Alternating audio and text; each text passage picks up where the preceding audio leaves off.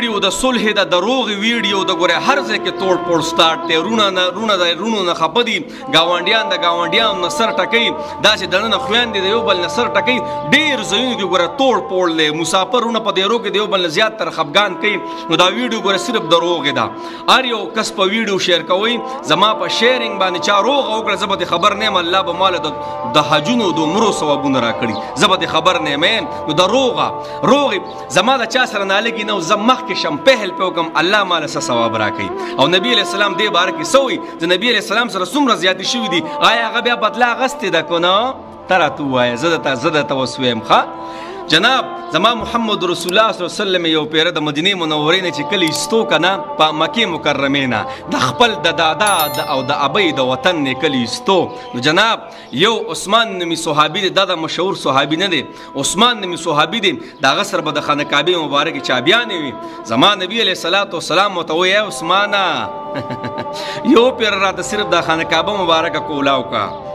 چې د خپل رب د کور دیدار لګو کما اسې مې نه پرېږدی دا مکه مکرمه راپسې اور سکورم کړې ده زما په دوستانو پسې په ما پسې اسې مې دنه هجرت کوم روان یم خو لږې راته کولاو که چې پکې مونځ وکړم دننه پکې وګرځم عثمان وایي ځه نه کولاوم درته ځه نبی اسلام ورته فرمایي ګوره مه کوه ټایم به راشي ګورې داسې ټایم به راشي چې دا چابیانې او بیا زما لاس کې ستا په دې ښار باندې به ګورې زما بیا کنټرولي بیا به څه کې عثمان به خندا شو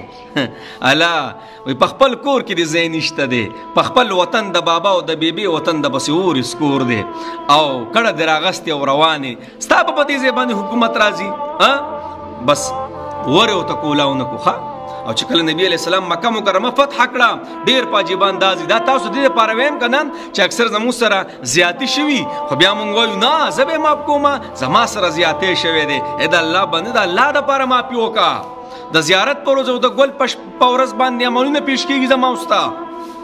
الله کوم خلکو د یو بل سره نه لګي د دوه کسانو الله فرمایي د دوی کیس رسته کوي د دې لا باره کې زه څه نه ویم نو جناب کله چې مکه مکرمه فتح شو نبي علیه السلام رالی او کله خانه کعبې مبارکې ټیم شو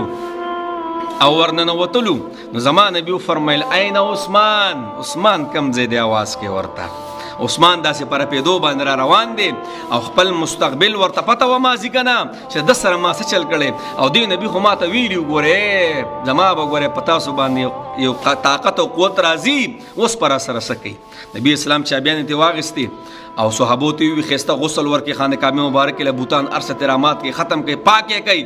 چې کله به نبی اسلام تلو کنه نو اریو پدې پته مو باندې دې اخلاق وي مړه اخلاق دې ته وي مولانا اختر علي صاحب ته د بره کټ سر خلک پریدي تکیا پسې ګرځي هر څه ولا برابرې نو مولانا اختر علي صاحب څه کار دی چې د خلکو سره کې نو بغض وکړي مولانا اختر علي صاحب بله پته لګي چې دلته څوک سپک وګوري که نه بیا به زما د ایمان پته لګي ما د څوک کنځل وکړي ما سره څوک زیاتی وکړي په روزګار کې په هر څه کې نو بیا به ما ته پته ولګي بل زما اخلاق دې ټایم کې سوی د بدلې الله جل شانو د بدلې طاقت هم مال را کړی دی ما ته اختیار را کړی بدلا اخیستی شي وګوره کو ماپي دې وکړه او ورلې ټولې ګیلې دې ختم کړې غاړې دې میلاو کړه نو بس دا بیا ډېر غټه کار دی نو کله چې خانه کعبه مبارکه صفا کړه نبي علیه السلام روانو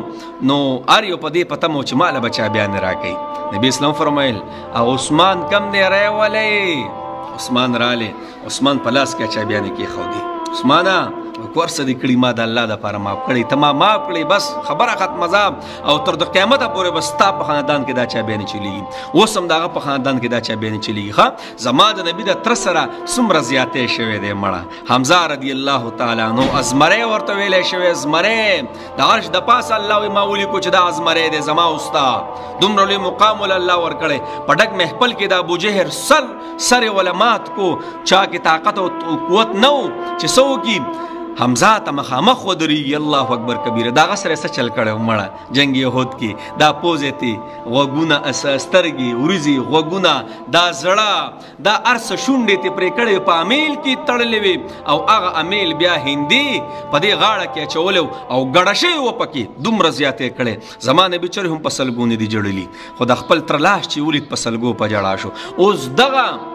وحشی ابن حرب رضی الله تعالی عنہ وکاله پس طائف کې زړه کې ته خبر را چې مسلمانېږم او راله نبی علیہ الصلوۃ والسلام را او مسجد نبوي ته په سحر کې مخ پټ کړو او ښکارې کو او وای اشهد ان لا اله الا الله واشهد انک محمد رسول الله. او په نبی اسلام ایمان راوړو. نبی اسلام خو پیژندونه چې دا وحشي دی زما د تره د بدن ټوکړې ټوکړې چې کړې وې دا هغه کس راغلی دی او نبی اسلام حکم کړو چې کم ځای ویني قتل یې کوي. صحابو شړنګ شړنګ شروع کو د تورو چې د الله رسول دا خو وحشي دی. وایي ښه بس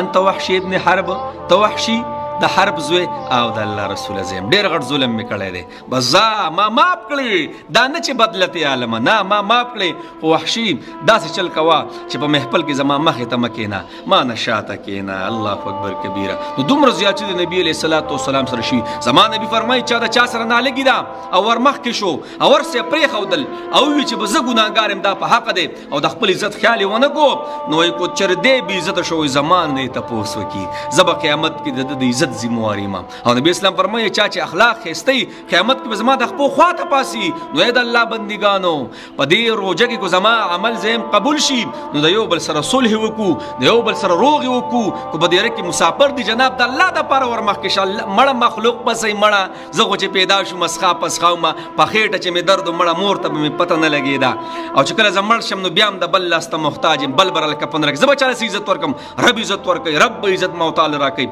مهرباني وکړئ داسې کسان پکې راپاسې روغې وکړئ صلح وکړئ ثوابونه وګټئ دا رټلې شوي زړونه د یو بل سره جوړ پکې پیدا کوي د یو بل په منځ کې محبت مینه محبت منډې ترړې پکې ووښئ د الله بندګانو د حجونو د عمرونو د سیوا الله ثواب درکوي روغ کړئ دغه خلک او دغه خلکو ته م زه وایم جناب د الله دپاره یو بل ماف کوي دا ماپی میاشته الله پکې ماپی کوي نو ما ورته پکې ولې څه کوو نو دا ټول رکاوټونه ختم کړو د الله دپاره ما ورته ورشو نو الله به ما ورته عزت راکړي. نو کوو به که نه انشاءالله که خیري ویډیو ګوره ټول شیر کوي یو قسم ویډیو داسې ونه ګڼئ ګورئ زما ستا په وجه باندې چا صلح راغله که نه قسم دی ما ورته به خبر نه یو قیامت کې به زما ستا عملنامه کې الله راته ښه چې ستا په وجه باندې څه چل شوی دا روغه شوې وه.